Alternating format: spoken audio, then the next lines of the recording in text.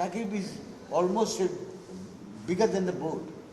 মানে এটা আমি বলবো nobody is bigger than the game, এটা কথা আছে, because Shakib is a role model of Bangladesh. কিন্তু আমরা তাকে সবাই পছন্দ করি, আপনারা করেন বাট এটাও ঠিক যে আমি যত বড়ই খেলোয়াড় হই না কেন, I cannot break the law, break the rules, country law and I am not above criticism, I am not above যে কোনো একটা অন্যায়।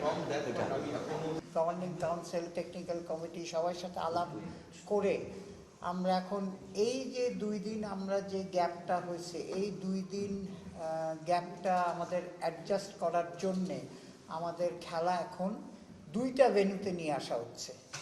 সিলেটে নিয়ে আসছি, সিলেটে এখন 12 তারিখ পর্যন্ত খেলা হবে।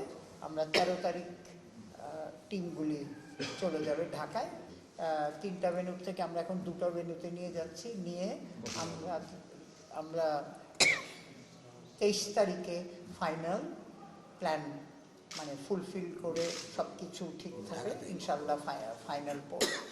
আমরা যে দুটো জিনিসে প্রেশার রেখেছি যে প্লেয়ার পেমেন্ট আমরা দিতেই হবে, আর দ্বিতীয় ইন্টিগ্রিটিটা ঠিক থাকবে, এই 2টা হচ্ছে মেন।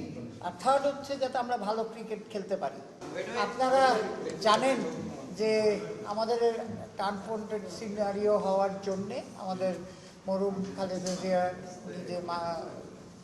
উনি যে মারা গেছেন, এটার বিয়ের জন্য জাতীয় শোক দিবস অ্যানাউন্স করা হয়েছে এবং ওনার আজকে জানাজা, এবং গতকাল ইয়েতে আমরা ওনার রেসপেক্টে আমরা 2 দিন খেলা বন্ধ রাখা হয়েছে। এখন জিনিসটা আপনারা জানেন যে আমাদের প্রথম সমস্যা ছিল যে আমাদের ফাইনাল 23 তারিখেই করতে হচ্ছে। প্রথম প্রবলেম হচ্ছে যে বাংলাদেশ টিম আপনারা জানেন যে ওয়ার্ল্ড কাপে চলে যাচ্ছে অ্যারাউন্ড 26। সো সেটা প্রথমে, প্লাস আপনারা জানেন যে আমাদের যে প্রোডাকশন, ইভেন আপনারাও সবারই একটা প্ল্যান আছে। সেই প্ল্যান অনুযায়ী অনেক আলাপের পরে টিমদের সাথে, গভর্নিং কাউন্সিল, টেকনিক্যাল কমিটি সবার সাথে আলাপ করে আমরা এখন এই যে 2 দিন আমরা যে গ্যাপটা হয়েছে, এই 2 দিন গ্যাপটা আমাদের অ্যাডজাস্ট করার জন্যে আমাদের খেলা এখন 2টা ভেন্যুতে নিয়ে আসা হচ্ছে। আমরা আসলেই দুঃখিত যে চিটাগংয়ের দর্শকদের জন্য এবং চিটাগংয়ের সমর্থক দর্শক বলেন এবং ম্যানেজমেন্ট বলেন, তারা ওনারা রেডি করে ফেলেছিল সব কিছু, কিন্তু আর আন্ডার কারেন্ট সার্কামস্ট্যান্সেসের আমাদের চিটাগং ভেন্যু খেলাগুলি ক্যান্সেল করে এইখানে আমরা 2 দিন বাঁচাবো ট্রাভেলিং ডেটে। হ্যাঁ, যেটা ধরেন এখান থেকে অল ইকুইপমেন্ট চিটাগং যাওয়ার কথা ছিল, আবার ওইখান থেকে 2 দিন আপনারা আগের পিকচারটায় দেখবেন। সো ওইটাকে অ্যাডজাস্ট করে আমরা চিটাগংয়ের খেলাগুলি এখানে নিয়ে আসছি, সিলেটে নিয়ে আসছি। সিলেটে এখন 12 তারিখ পর্যন্ত খেলা হবে। আমরা 13 তারিখ টিমগুলি চলে যাবে ঢাকায়। বাকি অন্য কিছু আমরা টাচ না করে কিছু খেলা সকাল বিকাল করতে হয়েছে। তাছাড়া আমরা এই চেঞ্জেসটা এনে এখন ডিক্লারেশন দেওয়া হলো যে আপনার 12 তারিখ পর্যন্ত সিলেটেই কন্টিনিউ হবে। চিটাগং ভেন্যু আমরা ক্যান্সেল করছি। 3টা ভেন্যু থেকে আমরা এখন 2টা ভেন্যুতে নিয়ে যাচ্ছি, নিয়ে আমরা 23 তারিখে ফাইনাল প্ল্যান মানে ফুলফিল করে সব কিছু ঠিক থাকে ইনশাল্লাহ ফাইনাল পর। হচ্ছে আমরা কিন্তু নিজেদের ইচ্ছায় কোনো চেঞ্জেস আজকে পর্যন্ত করা হয়নি, সার্কামস্ট্যান্সেসে হয়ে চেঞ্জেসটা এনেছে। যে দেখেন 24 তারিখের আমরা ওপেনিং সেরেমনিটা শিফট করতে হয়েছে, আমরা তো আমাদের এটা সার্কামস্ট্যান্সেসে করতে হচ্ছে। সো আমরা চাচ্ছি যে বিপিএলটা আপনার এত স্বল্প সময় আমরা যে আপনাদের সবার সহযোগিতায় আমরা এখন পর্যন্ত মোটামুটি ঠিক থেকে আমরা চলছে। সো হোপফুলি আপনাদের সবাই সহযোগিতা নিয়ে আমরা 23 তারিখে শেষ করতে হবে। এই যে 2 মাসে আমরা যে বিপিএলটা করছি এটা কিন্তু ভেরি ভেরি টাফ। তারপরে এই চ্যালেঞ্জটা নিয়ে করা হচ্ছে। হ্যাঁ, এটা তো it's not my own decision, আমাকে দায়িত্ব দেওয়া হয়েছে, আমি আমার আপ্রাণ চেষ্টা করতেছি এটাকে যত ভালোভাবে শেষ করা যায়। আমরা যে দুটো জিনিসে প্রেশার রেখেছি, যে প্লেয়ার পেমেন্ট আমরা দিতেই হবে, আর দ্বিতীয় ইন্টিগ্রিটিটা ঠিক থাকবে, এই দুইটা হচ্ছে মেন। আর থার্ড হচ্ছে যাতে আমরা ভালো ক্রিকেট খেলতে পারি। হ্যাঁ, সেই তিনটার থেকে আমরা কিন্তু মুভ করেছি না। At least governing council member secretary হিসাবে আমি বলতে পারি আমরা কিন্তু এখানে মানে zero tolerance.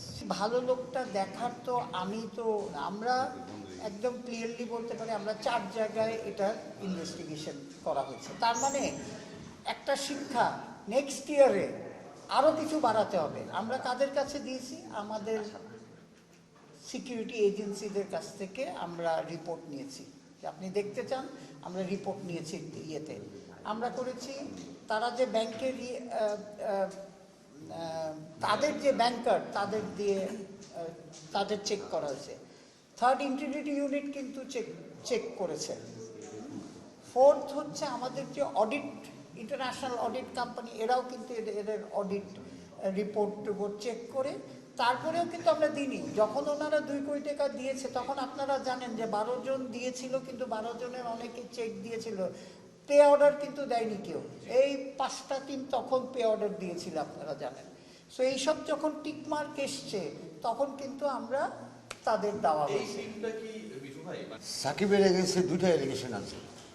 Number 1 allegation was that political, যেটা বলা হচ্ছে, এবং আমি মনে করি that was a political issue. আমি ব্যক্তিগতভাবে, not as a representative of the board. কারণ সে ক্যানাডাতে ক্রিকেট খেলতেছে, ওখানে মার্ডার হয়েছে কে, সেই কেসে আসামি করে দিচ্ছে।